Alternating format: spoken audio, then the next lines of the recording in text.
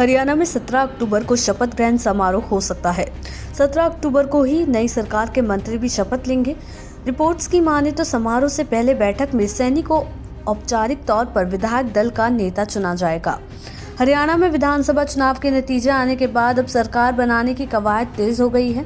लगातार तीसरी बार सत्ता में आई बीजेपी ने गृह मंत्री अमित शाह और मध्य प्रदेश के सीएम मोहन यादव को हरियाणा का ऑब्जर्वर नियुक्त किया है। बीजेपी ने हरियाणा विधानसभा की 90 में से 48 सीट जीतकर लगातार तीसरी बार सत्ता में वापसी की है। हालांकि नायब सिंह सैनी का ही एक बार फिर मुख्यमंत्री बनना तय माना जा रहा है। रिपोर्ट्स के मुताबिक एक इंटरव्यू के दौरान सैनी ने बताया कि 17 अक्टूबर को शपथ ग्रहण समारोह होगा। ये समारोह पंचकुला के परेड ग्राउंड पर सुबह 10 बजे से होगा। प्रधानमंत्री नरेंद्र मोदी भी इसमें शामिल होंगे। शपथ ग्रहण समारोह में बीजेपी शासित राज्यों के मुख्यमंत्री और पार्टी के वरिष्ठ नेता शामिल होंगे। नायब सिंह सैनी ने बताया कि 17 अक्टूबर को पीएम मोदी शपथ ग्रहण समारोह में आएंगे। ऑब्जर्वर तय करेंगे कि विधायक दल का नेता कौन होगा। 17 अक्टूबर को ही नई सरकार के मंत्री भी शपथ लेंगे। समारोह से पहले बैठक में सैनी को औपचारिक तौर पर विधायक दल का नेता चुना जाएगा। हरियाणा में बीजेपी ने हैट्रिक लगा दी है। ये अपने आप में रिकॉर्ड है, क्योंकि हरियाणा में कभी भी कोई पार्टी लगातार तीसरी बार चुनाव नहीं जीती है। इतना ही नहीं, हरियाणा के इतिहास में बीजेपी की ये अब तक की सबसे बेहतरीन परफॉर्मेंस भी है। बीजेपी इससे पहले कभी भी इतनी ज़्यादा सीटें नहीं जीत सकी है। इस बार बीजेपी ने 2014 और 2019 से भी बड़ी जीत हासिल करते हुए 48 सीटें जीत ली हैं। 2014 में बीजेपी ने 47 और 2019 में 40 सीटें जीती थी। वहीं नतीजे से पहले तक कांग्रेस की वापसी का अनुमान लगाया जा रहा था, लेकिन कांग्रेस इस बार 37 सीटें ही जीत सकी है। 2 सीटें इनेलो को मिली हैं।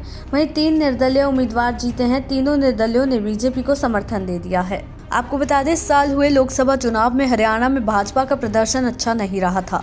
वो यहां पर 10 में से केवल 5 सीटें ही जीत पाई थी।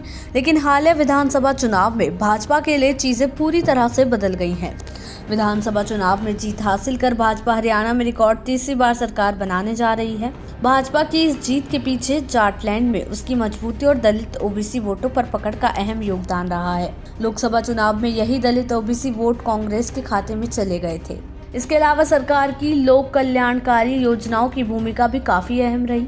इसमें 500 रुपए में सिलेंडर, मध्य प्रदेश के लाडली बहन योजना की तर्ज पर लाडो लक्ष्मी योजना लाना खास रहा। इन योजनाओं ने दलितों और महिला वोटरों को पार्टी की तरफ मोड़ा।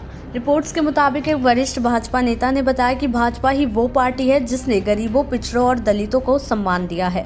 ये उन दलों की तरह नहीं है जो केवल इन लोगों तक पहुंचने का दिखावा करती है।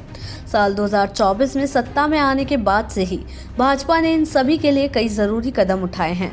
इस चुनाव से पहले भाजपा ने हरियाणा में अपना सीएम बदला था। उसने मनोहर लाल खट्टर को हटाकर ओबीसी नायब सिंह सैनी को सीएम बनाया। फिर चुनाव में भी उन्हें ही सीएम फेस बनाया। पार्टी को इसका फायदा भी मिला है। हालिया विधानसभा चुनाव में भाजपा ने शेड्यूल कास्ट के लिए रिजर्व 17 में से 8 सीटें जीती हैं। ये इस आबादी का कुल 20% है। वहीं करीब 30% ओबीसी वोटर भी भाजपा को मिले हैं। इस चुनाव में भाजपा का चेहरा रहे मुख्यमंत्री नायब सिंह सैनी खुद भी ओबीसी समुदाय से हैं। ये पहली बार नहीं है। भाजपा ने महर्षि वाल्मीकि को दिमाग में रखकर कोई कदम उठाया है। देश दुनिया की ऐसी ही तमाम खबरों के लिए देखते रहें समय डिजिटल।